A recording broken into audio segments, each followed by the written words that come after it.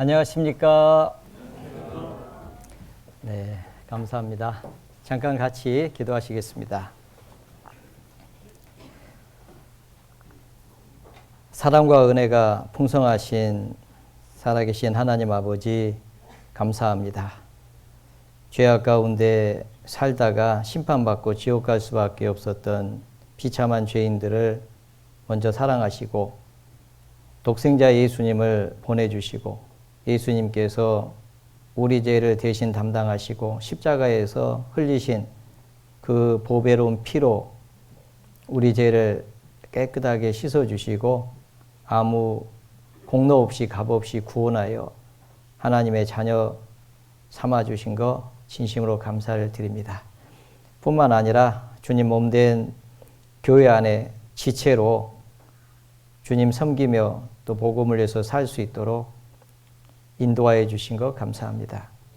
주님 다시 오실 때에 주님 앞에 부끄럽지 않은 모습으로 설 수 있도록 우리의 삶을 주님의 거룩하신 말씀으로 더욱 온전케 해주시기를 기도합니다. 교회가 주님을 사랑하고 또 주님의 말씀을 순종하며 하나님을 기쁘시게 하는 귀한 삶을 살 수 있도록 도와주시고 또 교회가 주님 사랑으로 서로 사랑하며 또 복음을 위해서 협력하는 그런 귀한 삶을 살 수 있도록 인도하여 주시기를 간절히 기도합니다. 마지막 때를 살아가는 저희들 깨어 있으라고 말씀하셨습니다. 악한 자 마귀의 시험에 넘어지지 않도록 지켜주시고 이 세상 죄악에 마음을 빼앗기지 않도록 붙잡아 주시고 오로지 위에서 부르신 부름의 상을 생각하면서 더욱 열심히 살아갈 수 있도록 인도하여 주시옵소서. 또 지난 주간 구역 집회로 또 인도해 주신 주님 감사합니다. 17일부터 대집회가 계획되어 있습니다. 교회가 함께 기도하며 준비하는 이번 집회 도와주시고 많은 불쌍한 영혼들 붙여주시고 구원하여 주셔서 또 하나님 아버지께만 영광이 되는 귀한 시간 될 수 있도록 인도하여 주시옵소서. 또 말씀을 전하시는 목사님에게 지혜와 말씀과 능력을 더하시고 담대하게 하나님의 은혜의 복음을 선포할 수 있도록 도와주시기를 기도합니다. 또 마지막 때에 여러 나라 지역의 전도의 문을 열어주신 하나님 아버지 감사합니다. 동대문 교회가 후원하는 멕시코 도랑고 또 아카풀코 교회에 있습니다. 스페인의 무르시아 교회가 있습니다. 이들 교회를 통해서도 하나님의 귀한 복음이 더욱 활발하게 전해질 수 있도록 도와주시고 이 교회를 위해서 또 동대문 교회가 함께 기도하며 또 같은 마음으로 협력할 수 있도록 우리의 마음을 더욱 넓혀주시기를 간절히 기도합니다. 오늘 주일을 맞아서 주님의 보배로운 피로 구원을 받은 하나님의 귀한 자녀들 말씀 앞에 모였습니다. 이 시간도 주 성령님께서 함께 해주시고 각 사람 마음을 열어주시고 하나님의 뜻을 알게 해주시고 또 하나님의 뜻 가운데 순종하고자 하는 귀한 마음을 불러 일으켜 주시기를 간절히 기도합니다. 저희를 사랑하시는 주 예수님 이름으로 감사하며 기도드렸습니다. 아멘. 네, 성경 아가서 4장을 찾겠습니다. 구약 성경 아가서 4장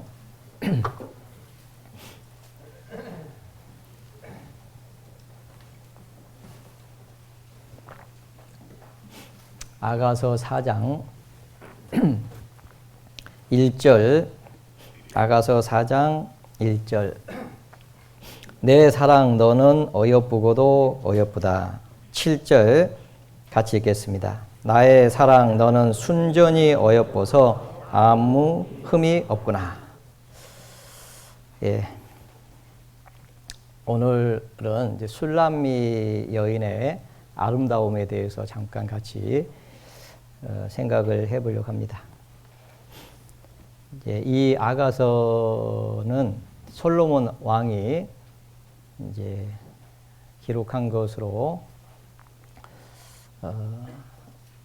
솔로몬 왕이 사랑하는 그 술람미 여인과의 그 사랑의 내용을 기록하고 있고요. 이것은 만왕의 왕 대신 그리스도께서 그의 몸된 교회를 어떻게 사랑하시는지를 이렇게 비교하는 그런 말씀이라고 할 수가 있겠습니다. 여기 이제 솔로몬 왕이 그 술람미 여인을 너는 내 사랑, 너는 어여쁘고도 어여쁘다 이렇게 반복적으로 얘기를 했습니다. 그리고 7절에 와서는 너는 순전히 어여뻐서 아무 흠이 없구나라고 얘기를 하는데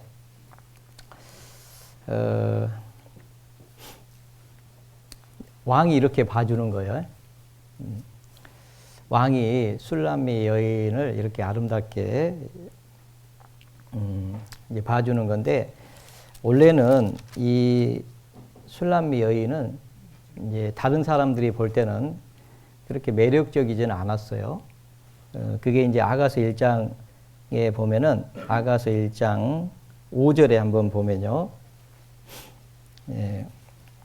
이렇게 얘기합니다. 예루살렘 여자들아 내가 비록 거무나 아름다우니 게달의 장막 같을지라도 솔로몬의 휘장과도 같구나. 자, 내가 비록 거무나 포도 자기 오라버니가 그 포도 온지기를 삼아가지고요. 이 포도를 지키는 그 일을 하다 보니까 얼굴이 많이 이렇게 타고요. 그래서 이제 그 촌 사람처럼 이렇게 된 거죠. 원래 촌이었긴 한데. 그래서 이제 비록 거무나 세상 사람들 볼 때는 게달의 장막 같을지라도 게달의 장막은 검은색의 그런 그 색깔을 띠고 있는 그런 천막을 얘기하는데요. 볼품 없다는 거예요. 다른 사람들이 봤을 때 그렇게 볼품이 없습니다. 그런데 스스로 말하길 나는 솔로몬의 휘장과도 같다라고 그렇게 얘기를 합니다. 내가 비록 거무나 아름다우니 게달의 장막 같을지라도 그렇게 보일지라도 실상은 내가 솔로몬의 휘장과도 같다. 이제 이런 얘기죠. 자기도 이제 검다는 것을 알았어요.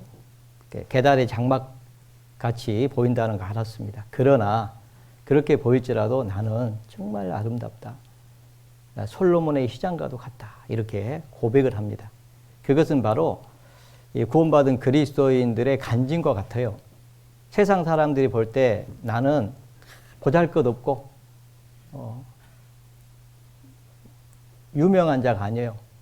무명한 자고 가진 것도 없고 그리고 다른 사람들이 나를 인정해 주지 않을지라도 실상은 내가 누군지 아냐. 나는 솔로몬의 휘장과도 같다. 그렇게 얘기를 하고 있습니다. 구약 성경에 보면은 예수님을 성막으로 이렇게 묘사를 하고 있는데요. 이 성막을 보면은요, 성막 그 덮개가 해달의 가죽입니다. 제일 위에 있는 가죽이. 그래서 밖에서 봤을 때는 아주 시커멓게 보이고요, 초라하게 보이고 그렇게 보여요. 그래서 예수님의 모습은 예수님은 그 이사야 53장에 보면은 예수님의 모습이 마른 땅에서 나온 줄기 같아서 고운 모양도 없고 흠모할 만한 아름다운 것이 없도다. 이렇게 그 마른 땅에서 나온 줄기 같아서 고운 모양도 없고 우리 보기에 흠모할 만한 아름다운 것이 없어 보일지라도 실상은 그분을 알면은 그분이 누구냐면 하나님이시거든요. 그래서 이 성막 안으로 들어가 보면은 제일 안쪽에 막은 거기에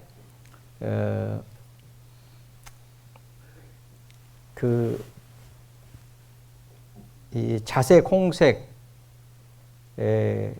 그리고 청색, 그 다음에 가늘게 꼰 배실로 만들어진 막이 있어요.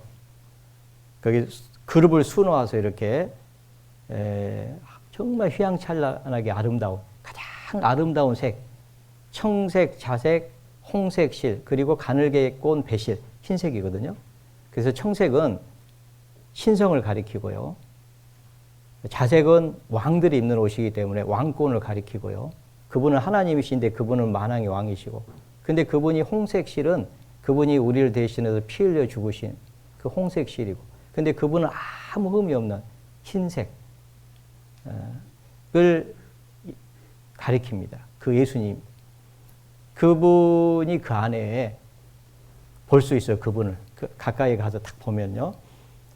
그리고 이 휘장도 그렇게 청색, 자색, 홍색 실, 그 다음에 가늘게 꼰 배실로 엮어 짜서 만들었습니다. 거기에 그룹을 수놓아가지고 아름답게 이렇게 만들어져 있거든요.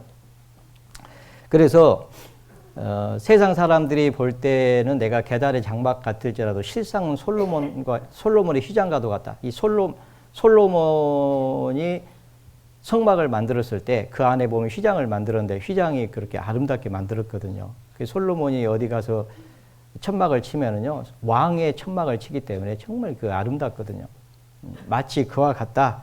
그렇게 얘기를 하고 있습니다. 왜 그러냐면은 우리가 죄로 말미암아서 검다라고 하는 것은 죄의 상징이죠. 우리는 정말 전체가 죄 덩어리입니다. 소망이 없어요. 그런데 주님이 십자가에서 우리를 사랑하신 그 놀라운 사랑으로 흘리신 보혈로 말미암아서 우리 죄가 깨끗하게 씻어지고, 그리고 주님 안에 들어와서 정말 영화롭게 되는 너무나도 아름다운 그런 모습이라는 것을 간증하는 거예요. 실상은 내가 죄 때문에 멸망할 수밖에 없었고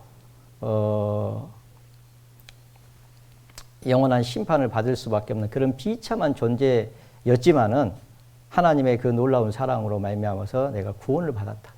그리고 하나님 보시기에 나는 정말 존귀하다. 하나님 보시기에 나는 정말 영광스러운 존재다라고 하는 것을 고백을 하는 겁니다. 이거는 아무나 고백할 수 있는 게 아니에요. 이거는 구원받은 그리스도인들만이 할 수 있는 간증입니다. 구원을 받고 보니까 그런 거예요. 그렇죠? 네.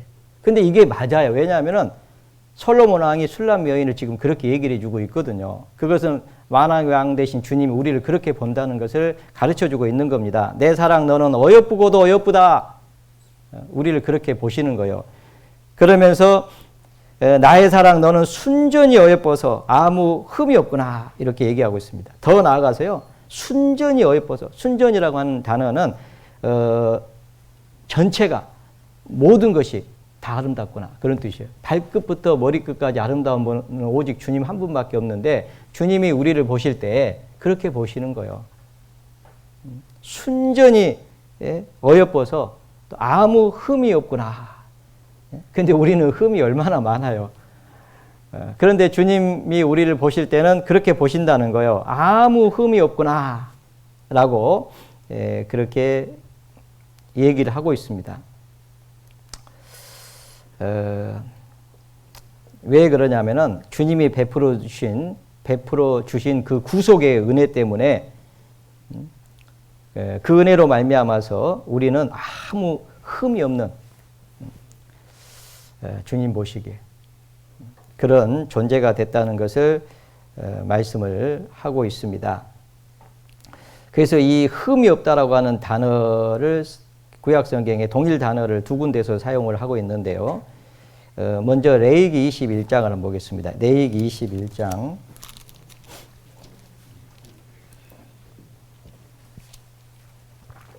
레위기 21장. 레위기 21장 16절부터 제가 읽겠습니다. 여호와께서 모세에게 일러 가라사대 아론에게 고하이르라. 무릇 너의 대대 자손 중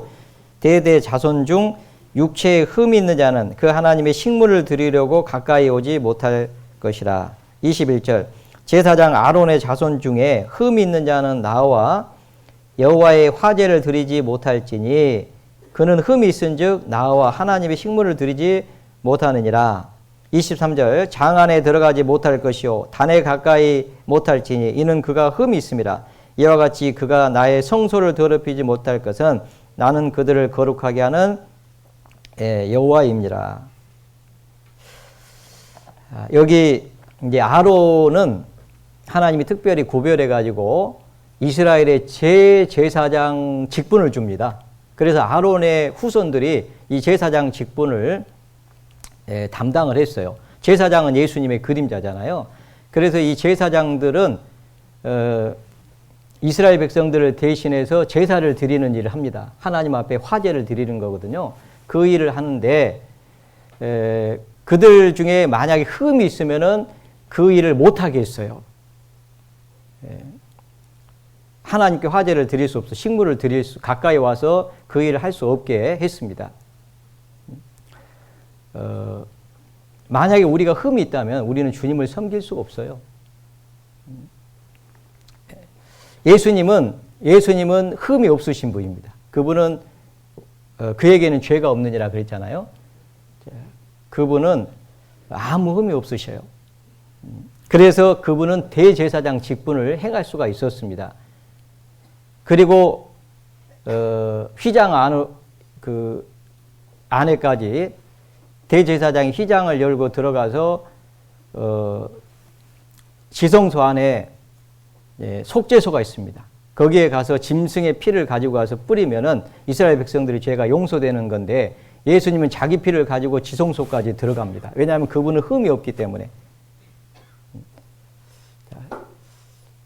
오직 예수님만이 흠이 없어요. 그래서 제사장들은 흠이 없어야 될 것을 얘기를 하고 있는 겁니다. 그래서 아론은 예수님에 대한 예표예요. 대제사장 아론.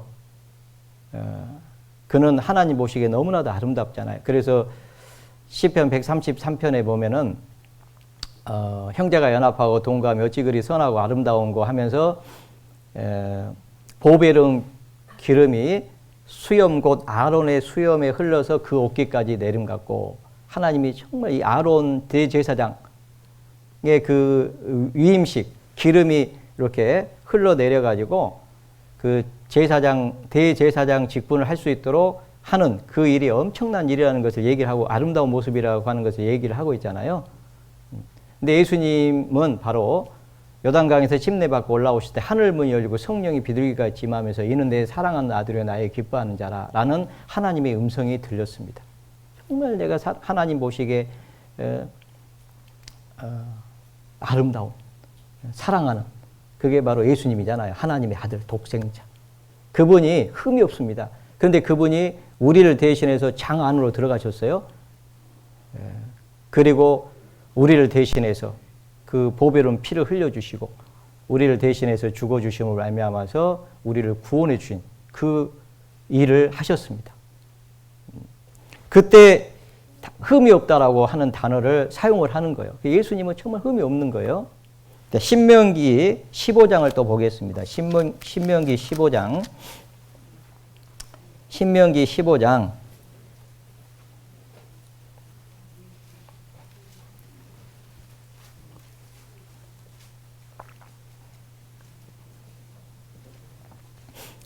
21절에 보시면요. 그러나 그 짐승이 흠이 있어서 절거나 눈이 멀었거나 무슨 흠이 있든지 내 하나님 여호와께 잡아드리지 못할지니. 이제 짐승을 하나님 앞에 드릴 때 흠이 있으면은 하나님께 드리지 못한다라고 할 때도 이 단어를 사용을 했습니다. 그러니까 하나님 앞에 제물을 드릴 때는 흠 없는 것을 이렇게 드려야 될 것을 얘기를 하고 있잖아요. 구원받은 그리스도인들이 우리가 거룩함을 입지 못했다면 하나님을 섬길 수가 없습니다. 그런데 예수님이 흠 없으신 예수님이 십자가에 죽어주심으로 말미암아서 그 보배로운 피를 흘려주심으로 말미암아서 우리가 거룩함을 얻게 된 겁니다. 그래서 우리가 하나님 보시기에 아무 흠이 없는 그런 모습이 된 거고 이제 우리는 주님을 섬기는 그런 삶을 살게 된 겁니다. 그래서 나의 사랑 너는 순전히 어여뻐서 아무 흠이 없구나라고 그렇게 말씀을 하고 있는 겁니다. 아가서를 다시 한번 보시면요. 아가서 5장을 보겠습니다. 아가서 5장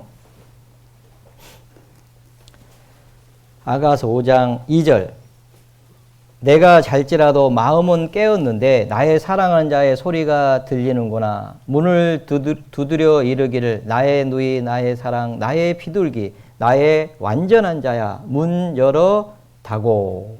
자, 문 열어 다오 이런 뜻입니다. 이 여인이 이제 자고 있는데 문을 두드린 거예요. 그래서 이제 깼어요. 깨었는데 아직 몸이 안 일어나고 있어요. 근데 소리가 들립니다. 나의 사랑하는 자의 소리가 들리는구나. 문을 두드려 이르기를 나의 누이 나의 사랑 나의 비둘기 나의 완전한 자야 문 열어다오. 이렇게 우리 주님의 음성이 들린다 그 말이에요. 그런데 그 주님은 우리를 보실 때 어떻게 보시냐면 나의 완전한 자야 이렇게 말씀하신다는 거예요. 세상 사람들이 볼 때는 보잘것없이 보여야 돼요. 우리 주님이 보실 때는 그렇게 보신다는 겁니다. 왜냐하면 하나님이 자기 피로 사셨기 때문에. 얼마나 영광스러운 겁니까? 그래서 이제 하나님 보실 때 우리는 흠없고 거룩하고 이제 완전한 그런 자로 이제 보신다는 거예요. 그렇기 때문에 구원받은 그리스도인들은 거룩한 삶을 살아야 되고 흠이 없는 그런 삶을 살아야 될 것을 우리에게 일깨워주고 있다라는 생각이 듭니다. 에베소서 5장을 한번 보겠습니다. 에베소서 5장. 에베소서 5장.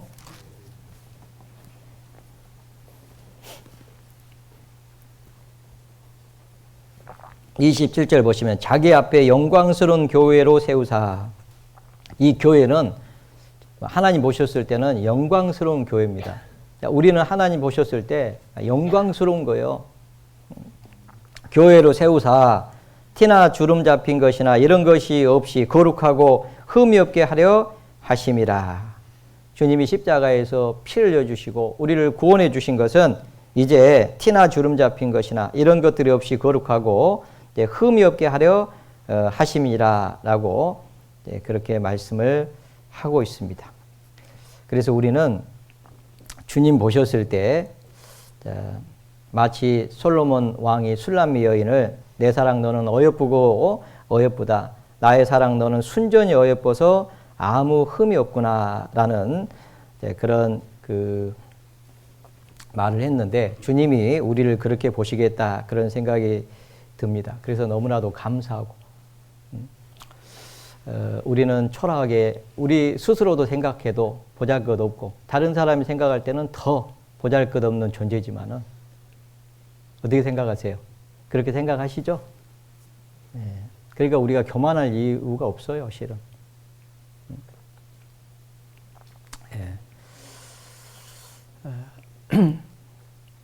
우리 주님은 나는 사론에 수선하여 골짜기에 백합하구나 라고 얘기를 합니다. 그러면서 구원받은 그리스도인들을 가리켜서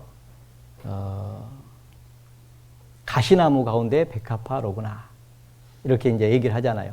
지난 시간에 말씀을 드렸는데 잠깐 한번 더 보겠습니다. 아가서 다시 한번 아가서는 표시를 좀 해주시면요. 아가서 2장 1절에 보시면 나는 사론에 수선하여 골짜기에 백합화로구나. 여자들 중에 내 사랑은 가시나무 가운데 백합화 같구나.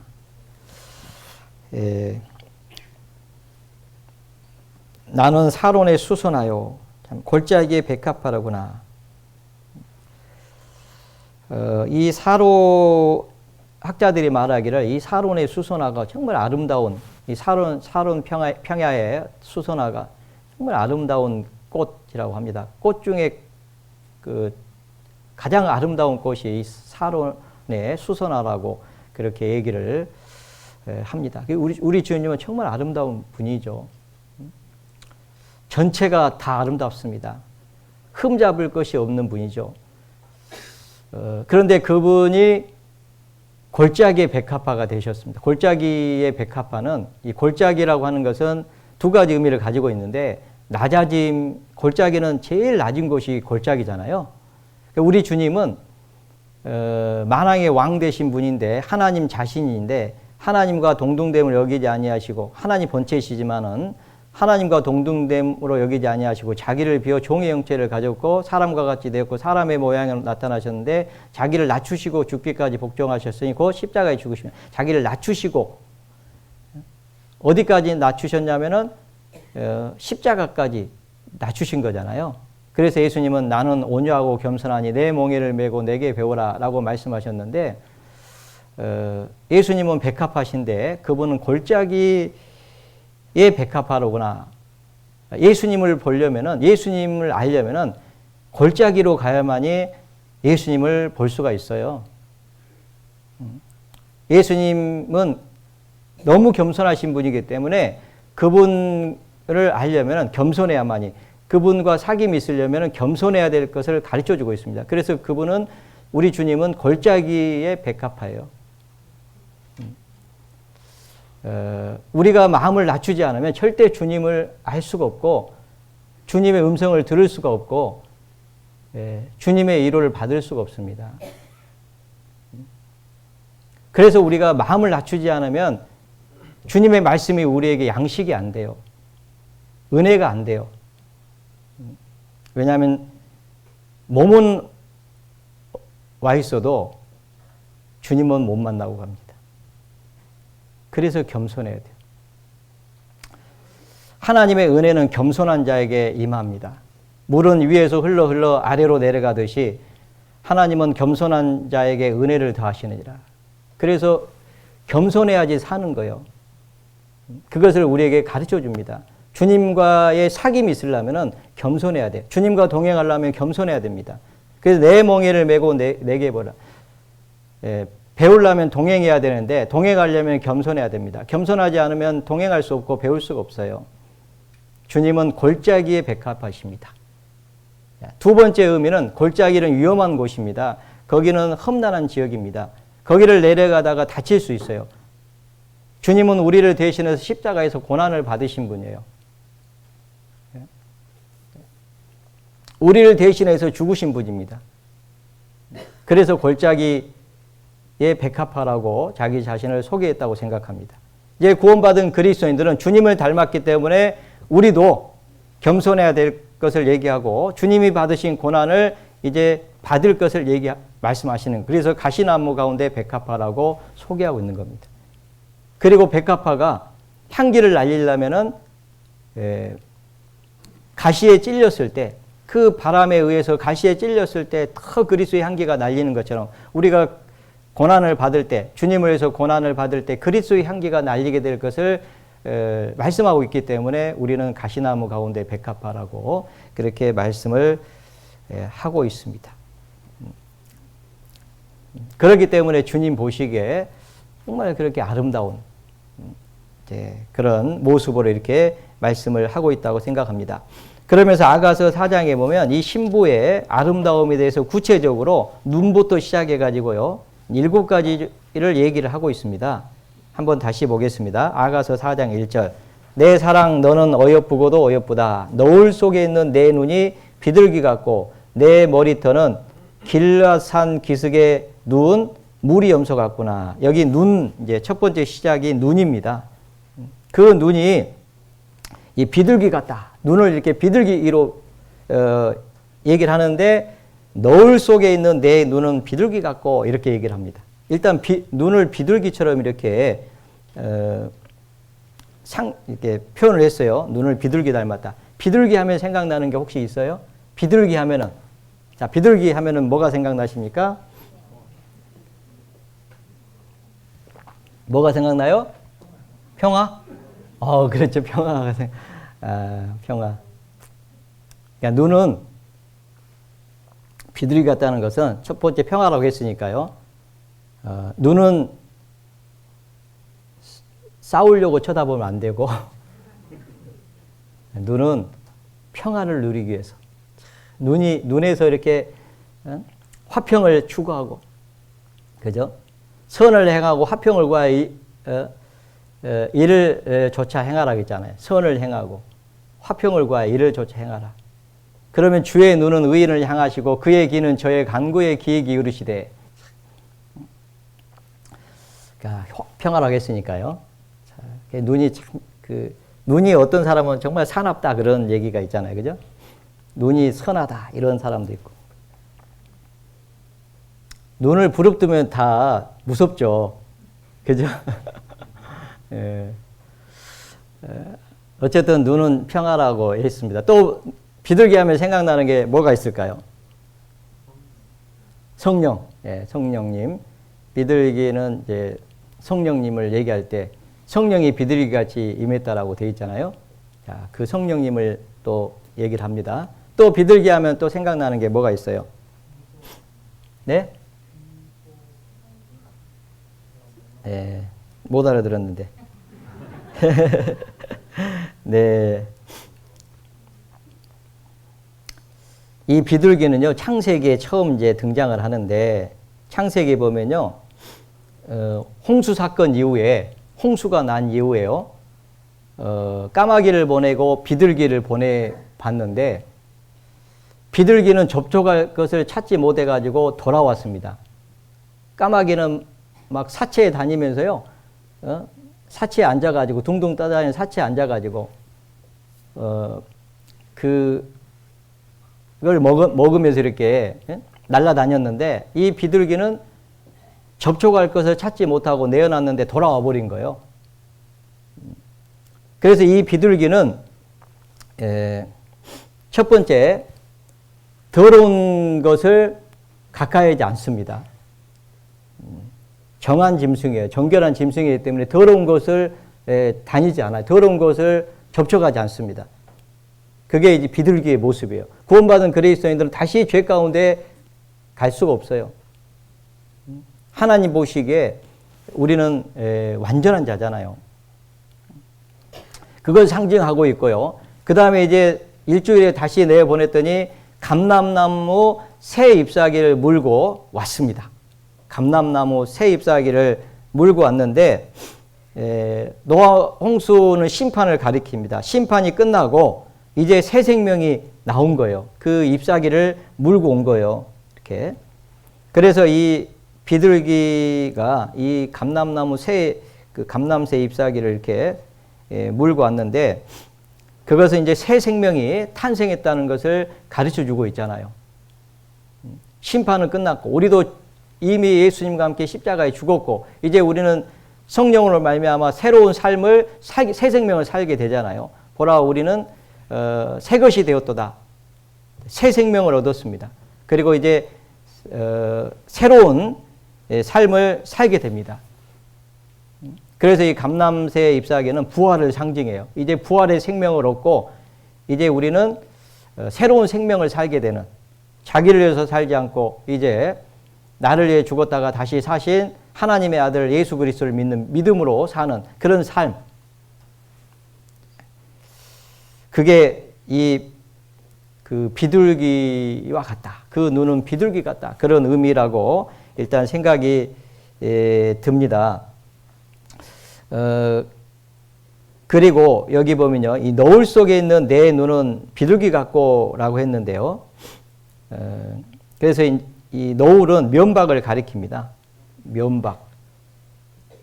면박을 베일, 그 다음에 이렇게 면박, 너울 같은 뜻인데요.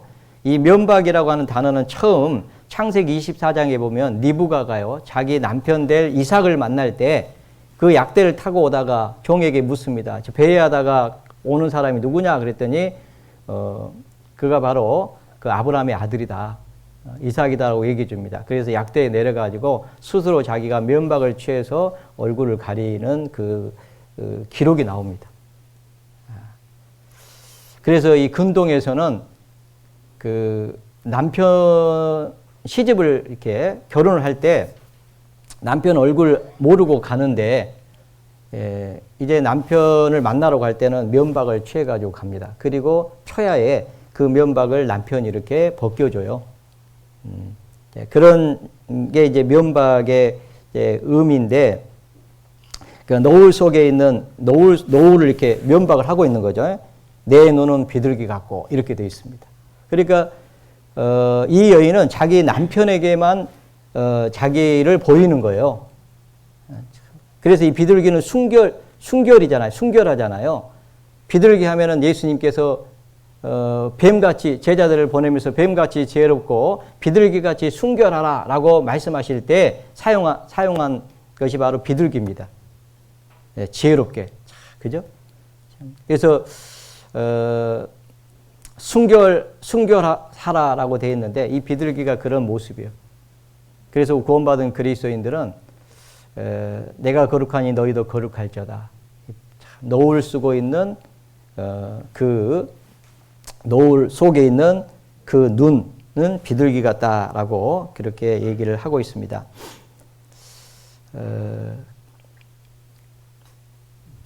그런 의미로 이렇게 생각이 들고요. 그 다음에 이제 머리털이 나오는데 내 머리털은 길르앗 산 기슭에 누운 무리 염소 같구나라고 되어 있습니다. 내 머리털은 길르앗 산 기슭에 누운 무리 염소 같구나. 길르앗은요 아주 좋은 목초지가 있었답니다. 민수기 32장을 한번 보겠습니다. 민수기 32장. 민수기 32장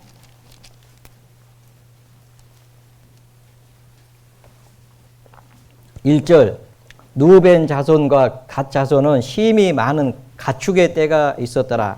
그들이 야셀 땅과 길르앗 땅을 본즉 그곳은 가축에 적당한 곳인지라. 이 누벤 자손, 갓 자손은 심히 많은 가축의 떼가 있었는데요.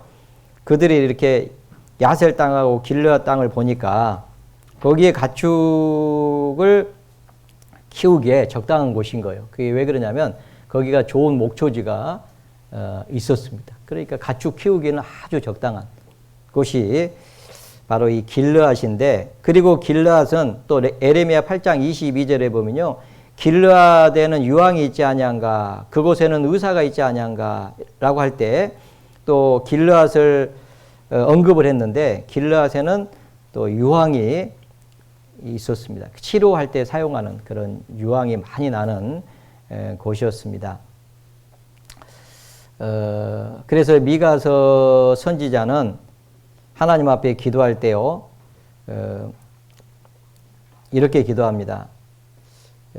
주께서 홀로 거하는 주의 기업의 때를 먹이시되 그들을 옛날같이 바산과 길르앗에서 먹이옵소서. 그들을 옛날같이 이 바산과 길르앗에서 먹이옵소서, 이렇게 되어 있습니다. 그러면서 에레미야 50장을 보겠습니다. 에레미야 50장. 에레미야 50장. 에레미야 50장. 에레미야 50장 19절 보시면요, 이스라엘을 다시 그 목장으로 돌아오게 하리니 그가 갈멜과 바산에서 먹을 것이며 그 마음이 에브라임과 길르앗 산에서 만족하리라. 자, 이스라엘을 회복시킬 때 그들이 돌아와 가지고요, 이 길르앗 산에서 이 만족하게 될 것이다 라고 얘기합니다.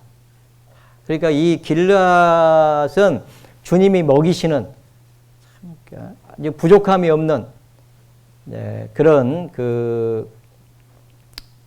그런 장소로 이렇게 설명을 하고 있다고 생각합니다. 양들에게는 이 목초지가 필요하잖아요.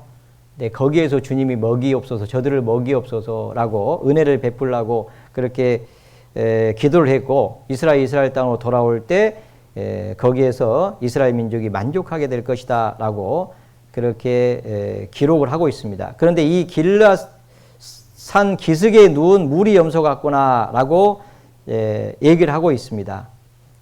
길르앗 산에 푸른 초장이 있는데요, 거기에 무리 염소 떼가 쫙 누워 있는데 그것이 마치 그 여인의 머리털과 같은, 그런, 멀리서 보니까요, 이렇게 이제 설명을 한 거예요. 그렇게 이제 푸른 초장에 탁 누워 있는 그 염소 떼를 보니까 너무 아름답죠. 근데 푸른 초장에 이 무리가 이렇게 있는 거죠. 시편 23편에 보면 여호와는 나의 목자시니 내게 부족함이 없도다. 그가 푸른 초장에 나를 누이시며 쉴만한 물가로 나를 인도하신다. 이런 그 다윗의 간증이 있잖아요. 푸른 초장으로 인도에 가시잖아요. 그리고 거기서 충분히 먹고 거기에 이렇게 누워있는, 충분히 만족하고 누워있는 그 모습은 마치 구원받은 그리스도인들이 주님으로 말미암아 만족하고 주님 안에서 기뻐하고 그런 그 모습, 그것을 상징하고 있다고 생각합니다. 그런데 이 염소는 특히 그 희생 제사로 사용이 되잖아요. 흠없는 이 일련된 흠없는 그런 암소를 속죄제로 이렇게 드릴 때 사용을 하고 있습니다. 그래서 이 길앗산 기슭에 누운 그 무리 염소는 멀리서 보면은 여인의 머리털처럼 이렇게 보였는데 그 모습이 그 주님으로 말미암아서 만족하고 그 안에서 안식하고 그 안에서 거하는 그런 모습이 주님 오셨을 때 정말 아름다운 그 여인의 머리털을 그렇게 이제 비유를 했습니다. 그것은 구원받은 그리스도인들이 주님 몸된 교회 안에 거하면서 주님으로 만족하고 주님으로 기뻐하고 주님으로 말미암아서 연합하고 주님으로 말미암아서 살아가는 그런 그 모습이 정말 그 여인의 그 머리털처럼, 그 머리털은 길앗산에 누운 무리 염소 같구나라고 그렇게 얘기를 하고 있습니다. 특히 이 머리는 성경에서 보면요, 여인에게 있어서 자신의 영광을 상징을 하고 있습니다. 고린도전서 11장을 보겠습니다. 고린도전서 11장.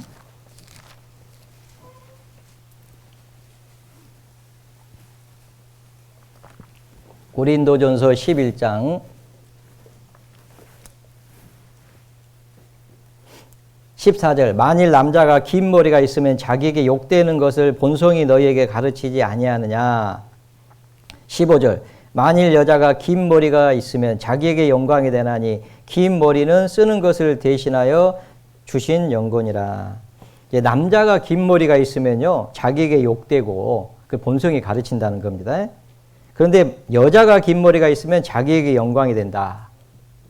여자에게 있어서 긴 머리는 이 자기에게 영광이 되는 겁니다. 그래서 여성분들은 긴 머리를 하는 거죠. 본성적으로 긴 머리가 아름답게 보이는 거예요. 그래서 긴 머리를 하려고 해요. 그리고 남편들도 웬만하면 자르지 못하게 하고. 그러죠. 그런데 이제 그 영광인 그 머리털을 이렇게 가지고 있는데 나중에 그 염소가요, 그 머리털을요 다 깎입니다. 주인을 위해서 그걸 쫙 깎이죠. 아시죠? 다 깎아요. 털을 이렇게 다 깎아가지고. 그 염소털을 가지고 뭘 해 입어요? 하여튼 해 입어요. 그죠? 그리고 그게 비싸요. 엄청. 맞죠? 주인을 위해서 전부 다 깎여서. 그죠? 그 영광이 되는 것을 다 깎아서 주인을 위해서 줘요. 그래서 옛날에는 참 먹을 것이 없으면 머리털 잘라가지고라도 그 영광이 되는 그 머리털을 잘라가지고 자식 안 굶기려고 그 머리털을 팔아가지고 하는 여인들도 있었다는 얘기가 있잖아요. 맞죠? 안 들어보셨어요? 그런데 그 영광이 되는 그 긴 머리 있잖아요. 그 긴 머리를 가지고 주님을 섬긴 여인이 있습니다. 누가복음 7장을 한번 보시죠. 누가복음 7장.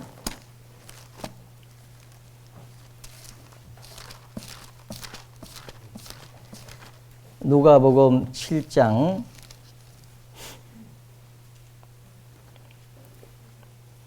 36절. 한 바리새인이 예수께 자기와 함께 잡수시기를 청하니 이에 바리새인의 집에 들어가 앉으셨을 때 그 동네에 죄인인 한 여자가 있어 예수께서 바리새인의 집에 앉으셨음을 알고 향유 담은 옥합을 가지고 와서 예수의 뒤로 그 발 곁에 서서 울며 눈물로 그 발을 적시고 자기 머리털로 씻고 그 발에 입맞추고 향유를 부으니 예수를 청한 바리새인이 이것을 보고 마음에 이르되 이 사람이 만일 선지자였다면 자기를 만지는 이 여자가 누구며 어떠한 자 곧 죄인 줄을 알았으리라 하거늘.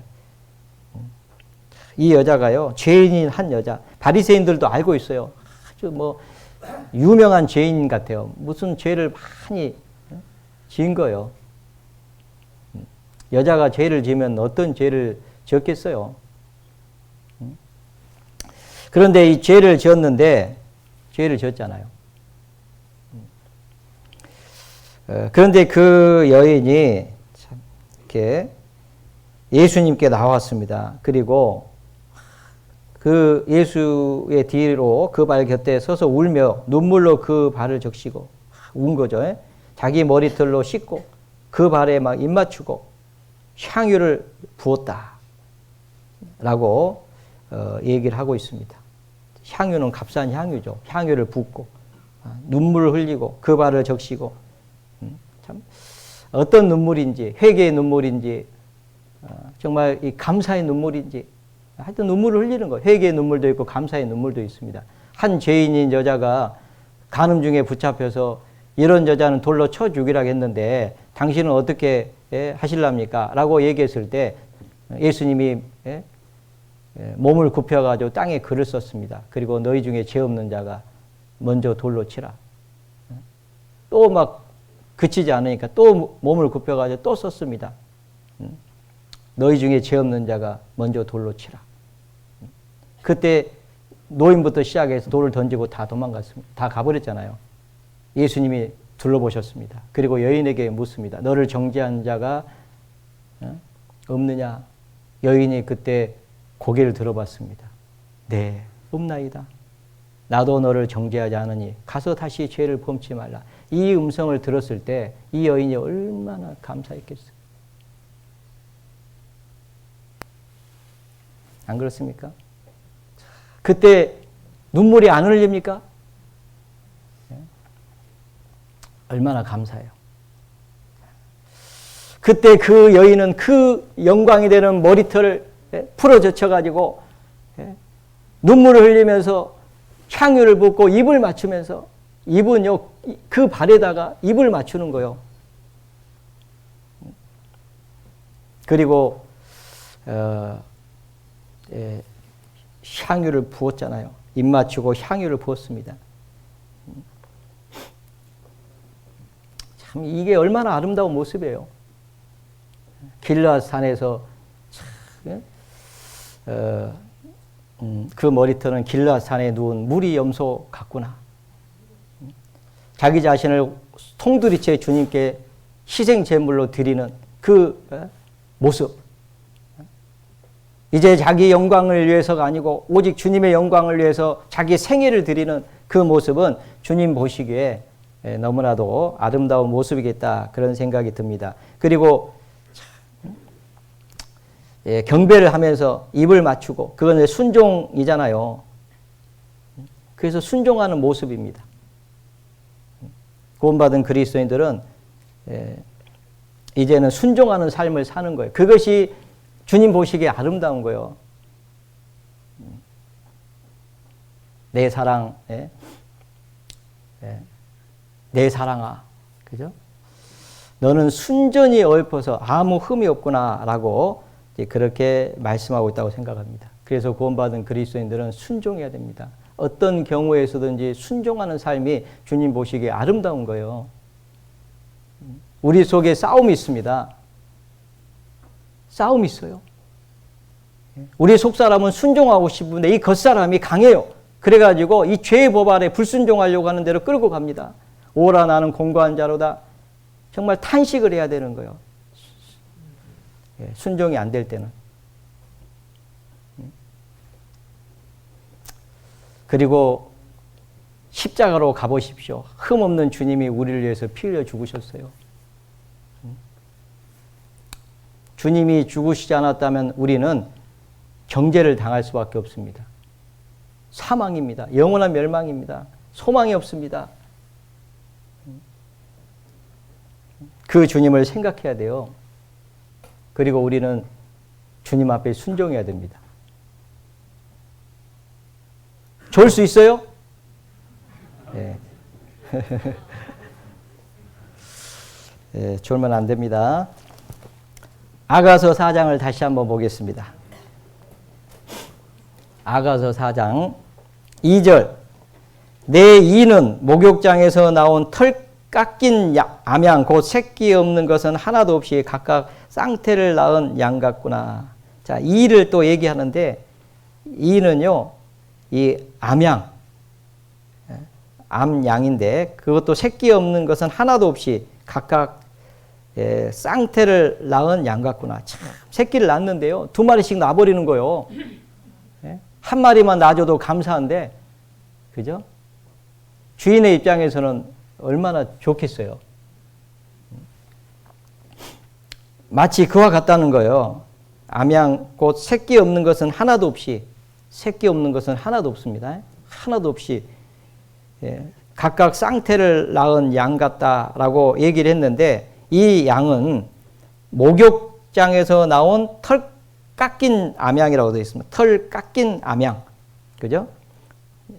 털이 깎인 거예요. 이 털을 다 깎을 때가 되면 털을 다 깎아버립니다. 털을 다 깎거든요. 그리고 이제 털을 딱 깎은 후에 목욕장에 들어가가지고 이렇게 씻기는 모양이에요. 그 탁 씻겨가지고 이렇게 나오는 거죠. 마치 이제 그렇게 이가 그렇다는 겁니다. 이를 그렇게 이제 표현을 했습니다. 이걸 보면요, 이 털이 다 깎였잖아요. 주인을 위해서. 이제 우리 삶이 털이 깎인 거예요. 다. 이제 우리는 살아도 자기를 위해서 사는 자가 없고, 죽어도 자기를 위해서 죽는 자가 없나니, 이제 우리는 사나 죽으나 주의 것이로다. 값으로 삼바 되었으니 그런즉 너희 몸으로 하나님께 영광을 돌리라. 영광이 되는 머리털이라 할지라도 그것을 탁 깎여가지고, 그럼에도 불구하고, 그죠? 그것이 주님께 영광이 된다면 얼마든지 그렇게 할 수 있는. 자, 아마 이 염소는요, 털이 탁 깎이고도요, 염소 생각은 모르겠습니다만은, 구원받은 그리스도인들의 마음을 통해서 비춰보면, 이 털이 내 주인을, 나를 사랑하고 나를 보호하고 인도해 준 그 주인을 위해서 이 털이 유익이 된다면 나는 얼마든지 감사하다. 그런 마음을 가졌을 것 같아요. 왜냐하면 우리가 그런 마음을 갖잖아요. 자, 그리고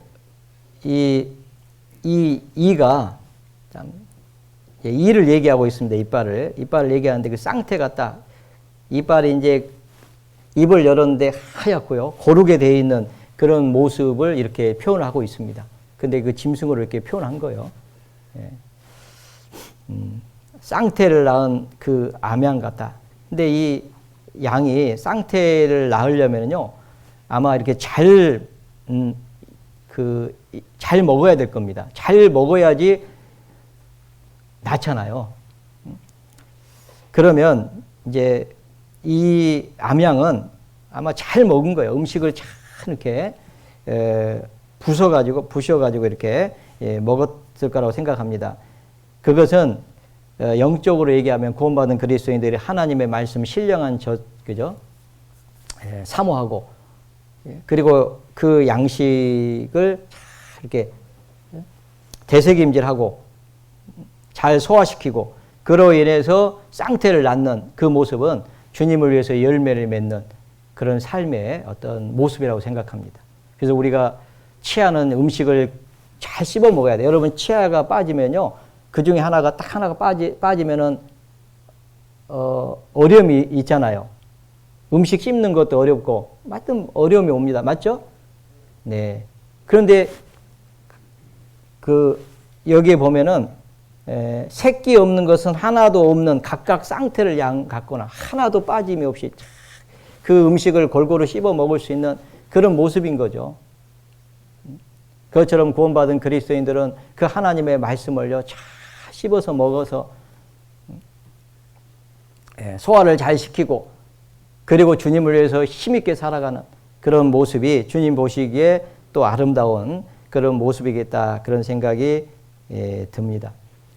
요한복음 15장에 보면 너희가 내 안에 거하고 내 말이 너희 안에 거하면 무엇이든지 원하는 대로 구하라 그리하면 이루리라 라고 말씀하시면서 너희가 과실을 많이 맺으면 내 아버지께서 영광을 받으실 것이요 라고 말씀하셨습니다. 너희가 과실을 많이 맺으면 내 아버지께서 영광을 받으실 것이다. 과실을 많이 맺으려면요, 여러 가지 조건이 필요합니다. 먼저는 농부가 가지치기를 잘 하죠. 그죠? 가지는 포도나무에 붙어 있어야 됩니다. 우리도 주님 안에 거해야 되고, 그리고 주님의 말씀을 계속 묵상하면서 그걸 곱씹는다 하죠. 되씹어서 되새김질 하는 거죠. 그렇게 해가지고 주님을 위해서 열매를 맺는 그런 삶을 사는 그 모습이 주님 보셨을 때 아름다운데 그 여인의 치아가 마치 그와 같다라고 설명을 하고 있습니다. 그 다음에 이제 3절에 보시면 3절에 내 입술은 홍색 실 같고 내 입은 어여쁘고 노을 속에 내 뺨은 석류 한쪽 같구나. 그 다음에 나온 것이 이제 입술이 나옵니다. 그런데 입술은 홍색 실 같고 라고 되어 있는데 성경에서 홍색 실은 주님의 피를 상징적으로 일컫고 있습니다. 그래서 입술이 홍색 실 같다. 홍색 실 같다. 그 말은 주님의 피와 이렇게 관계가 있다. 그런 의미로 우리가 읽을 수 있습니다. 마치 입술은 주님의 피와 관계된 그런 사람 같다. 그 입술이. 입술을 보니까 주님의 피와 어떤 관계를 맺고 있는 것 같다. 이런 의미라고 생각이 듭니다. 그런데 우리는 주님의 피로 구원받고 주님의 피를 증거하면서 사는 사람들이잖아요. 그 입을 가지고, 그죠? 입술을 가지고. 주님의 피를 찬양하잖아요. 누가 주님의 피를 간증합니까? 누가 주님의 피를 찬양합니까? 주님의 피로 구원받은 사람만이 그렇게 하잖아요. 그러니까 그 입술이 홍색실 같습니다. 그래서 내 입은 어여쁘다. 주님 보셨을 때 그 입이 어여쁜 이유는 그 입술이 홍색실 같기 때문에 그렇습니다.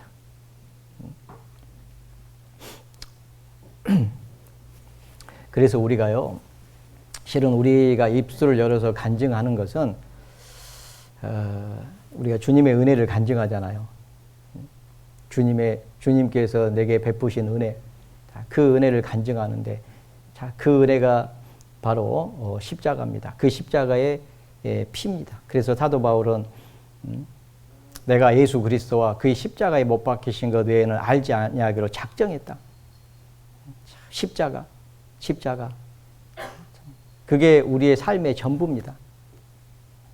그리고 우리가 입을 열어서 간증을 할 때, 그 십자가를 얘기할 때, 그 십자가의 사랑을 얘기할 때, 그 십자가의 은혜를 간증할 때 주님은 얼마나 아름답게 보실까? 여러분 입을 열어서 어떤 얘기를 주로 하십니까? 어제 하루 어떤 말을 가장 많이 하셨습니까? 주님이 아름답게 보시는 입술로 사용하셨습니까? 그렇지 않으면 하나님이 기뻐하지 않는 그런 입술로 사용하셨습니까?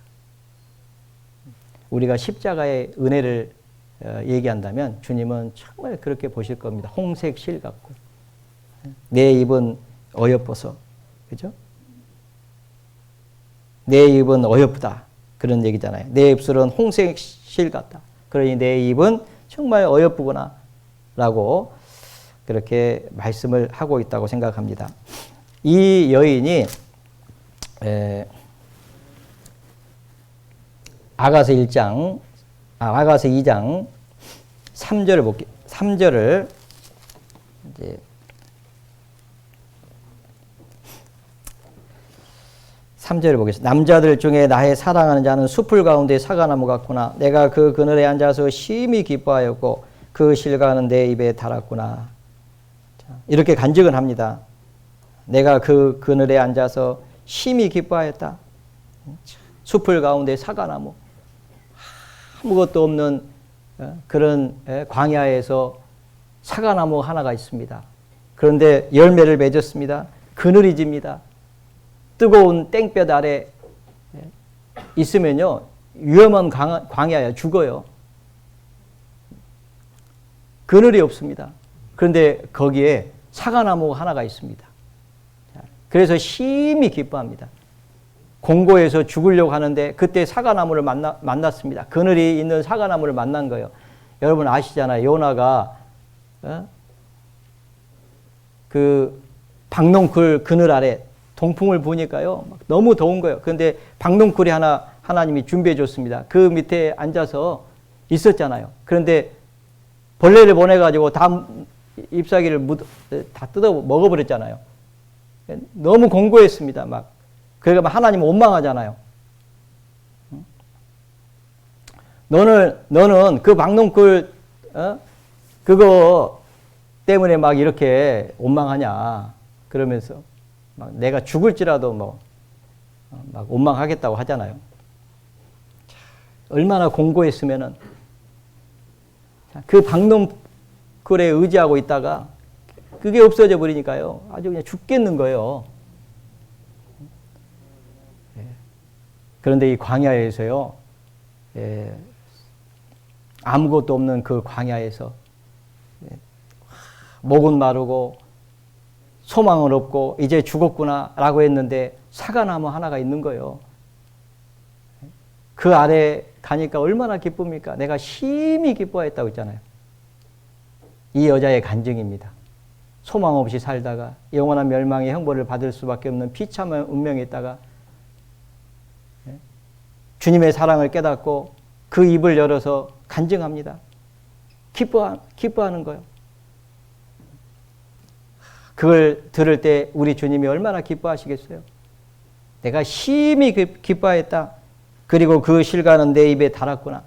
목이 마를 때 그 사과 한 입을 탁 베니까요, 사과에서 나오는 즙이 넘어갈 거 아니에요. 그러면서 해결될 거 아니에요. 자, 그 입을 열어서 그 주님의 은혜에 감사하는, 정말 이것은 너무나도 아름다운 모습입니다. 주님의 말씀을 달게 여기고 송이 꿀고 송이꿀보다 달게 여기는 그런 모습이죠.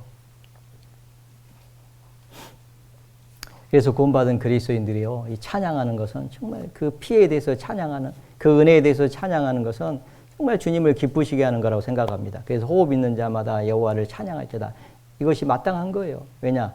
주님의 피와 관계가 있잖아요, 우리는. 왜냐하면 홍색 실 같으니까. 그 다음에 뺨이 나오는데 그 노을 속에 내 뺨은 석류 한쪽 같구나. 그 노을을 이렇게 하고 있죠. 노을 속에 뺨이 있는데 이렇게 노을을 벗겨보니까요, 이 뺨이 석류 한쪽 같다라고 그렇게 얘기하고 있습니다. 석류 아셔요? 석류를 이렇게 딱 이렇게 열어보면 그 안에 색이 있죠. 무슨 색이에요? 예, 붉은색이죠. 그 석류 안에 갑자기 석류가 먹고 싶어지네, 그죠? 석류 맛있는 거 먹으면 정말 맛있어요. 그 석류, 그잖아요. 다 열어봤는데 붉은색이 있고 즙이 그 안에 보면요, 있잖아요. 막 엄청난, 그죠? 알갱이 같은 게 막 있잖아요.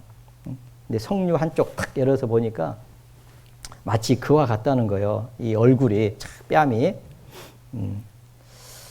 이 홍조를 띤 어떤 어떤 모습이라고 생각합니다. 주님 닮은 거죠. 구원받은 그리스도인들은 주님을 닮았습니다. 다 열어보니까요, 주님 닮았어요.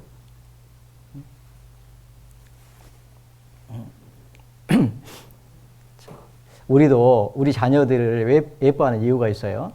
왜 예뻐하시죠? 예. 자기 닮았잖아요. 그죠? 예? 싫어하는 사람 닮으면 안 되잖아요. 그죠? 근데 자기 닮았으니까 정말 그게 예쁘잖아요. 주님도 우리를 탁 보셨을 때 주님을 닮은 거예요. 이게 너무 예쁘죠. 네. 그리고 주님을 닮았기 때문에 죄를 미워합니다. 이게 부끄러움을 아는 거예요. 구원받은 그리스도인들은요, 부끄러움을 알아야 돼요. 수치를 수치로 알지 못하고 마음이 둔하여져 가지고요, 감각 없는 자 돼 가지고 그렇게 살면 안 됩니다. 우리는 작은 것 하나에도 찔림을 받을 줄 알아야 돼요. 다윗은요, 정말 그 얼굴이 붉었다고 되어 있습니다. 그런데 그 다윗은 사울 왕의 옷자락뱀을 인해서 마음이 찔린 자입니다. 옷자락 뱀 것 때문에 다윗 자기를 죽이려고 쫓아다녔잖아요. 그 동굴에 들어가 있을 때 그 사울이 들어왔어요. 근데 죽이자고 했습니다. 그런데 다윗은 하나님의 기름 부은 자를 치는 것을 하나님 기뻐하지 않는다라고 얘기하면서 살짝 옷자락만 벤 거예요. 그 얘기는 뭐예요? 하나님이 당신을 붙였지만은 내 장수들은 당신을 죽이자고 했지만은 나는 죽이지 않았습니다. 여기 보십시오. 이 옷자락. 죽일 수 있었지만은 안 죽였습니다. 이렇게 하려고 벤 게 옷자락이에요. 근데 그것도 마음이 찔렸다고 돼 있어요. 마음이 예민한 겁니다. 여러분 마음이 안 찔립니까?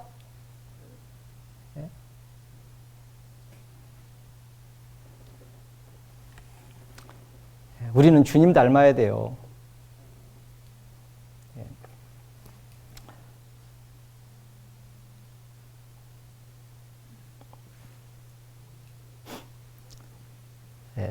누구를 미워하는 마음이 있는데요. 안 찔립니까? 그러면 왜 해결을 안 하십니까?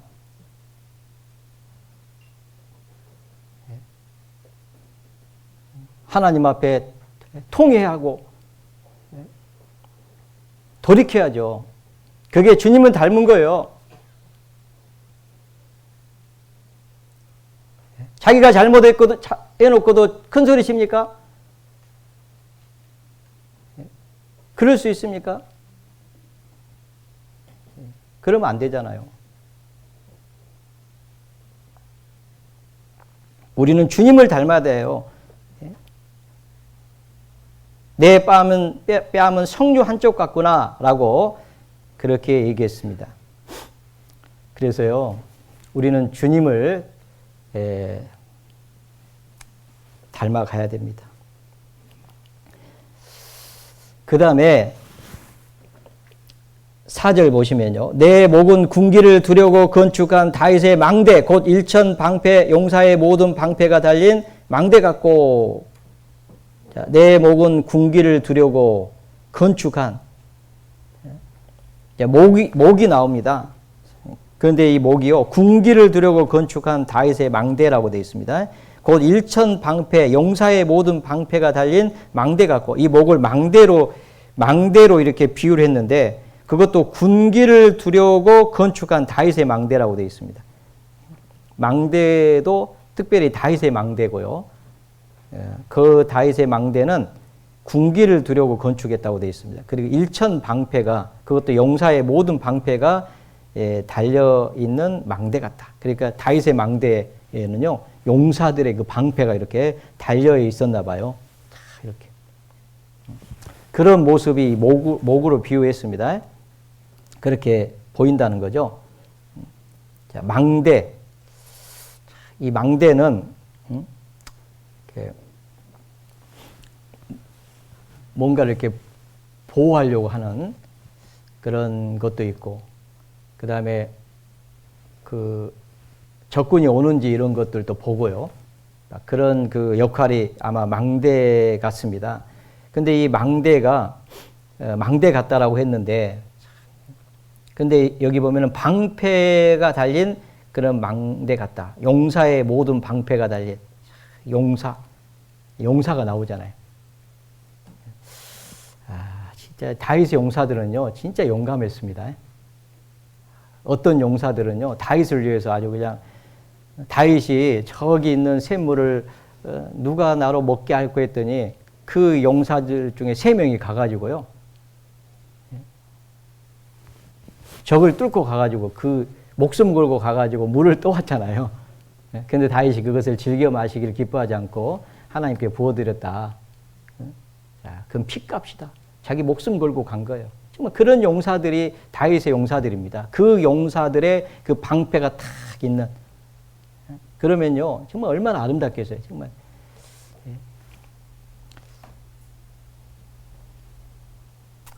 참 적을 위해서요.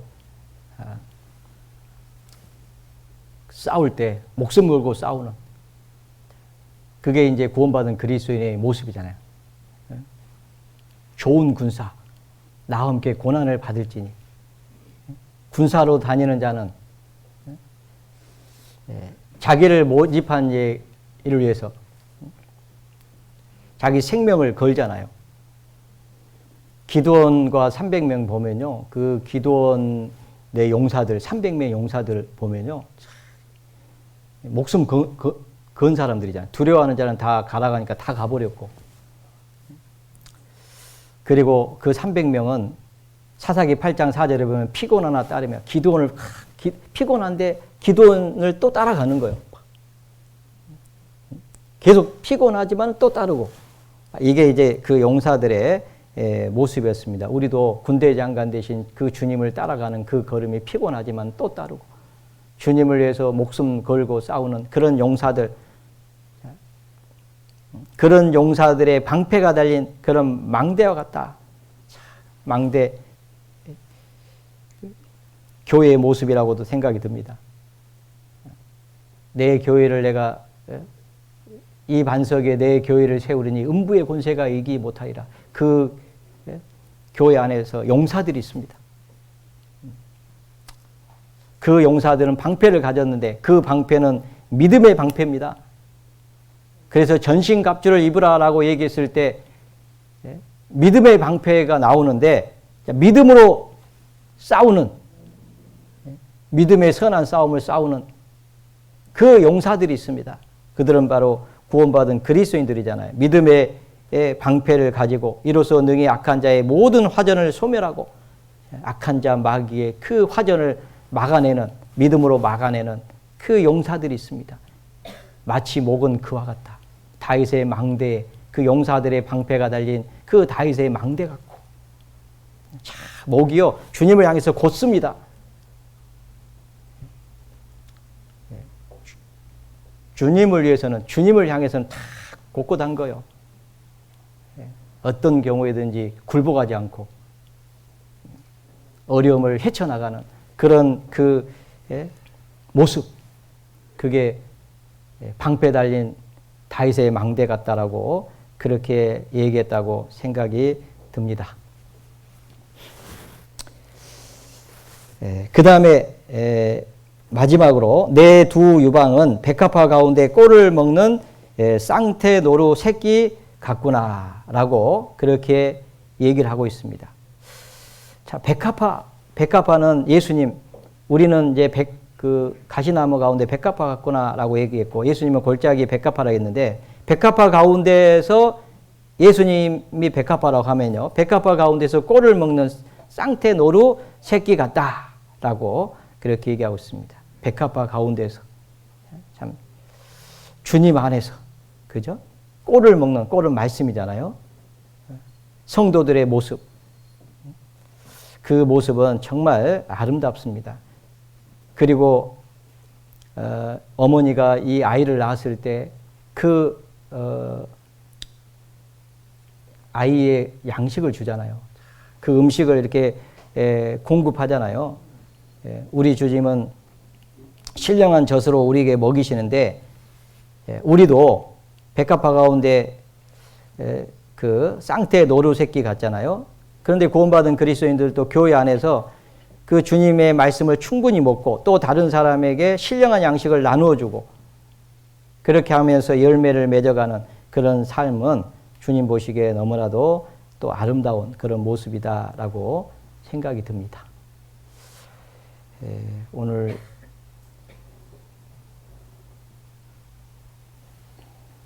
조금 빨리 끝내야 돼서 오늘은 여기까지만 해야 되겠습니다.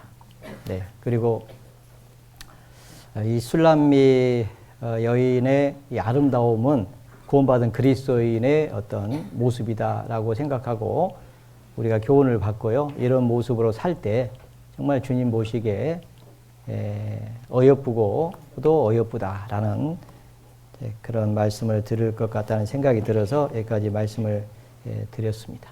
같이 기도하시겠습니다. 하나님 아버지 감사합니다. 저희를 구원해 주시고 자녀 삼아 주시고 천국 소망 주시고 몸된 교회 안에서 주님의 은혜에 감사하며 주님을 섬기게 해주신 것 진심으로 감사를 드립니다.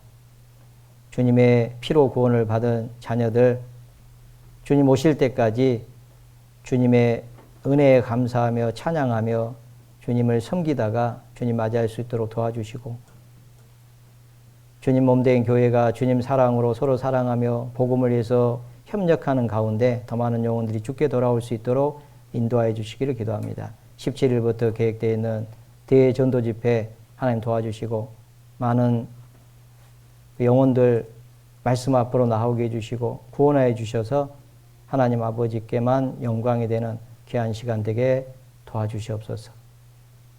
오늘 또 함께해 주신 주님께 감사를 드립니다. 저희를 사랑하시는 주 예수님 이름으로 기도드렸습니다. 아멘.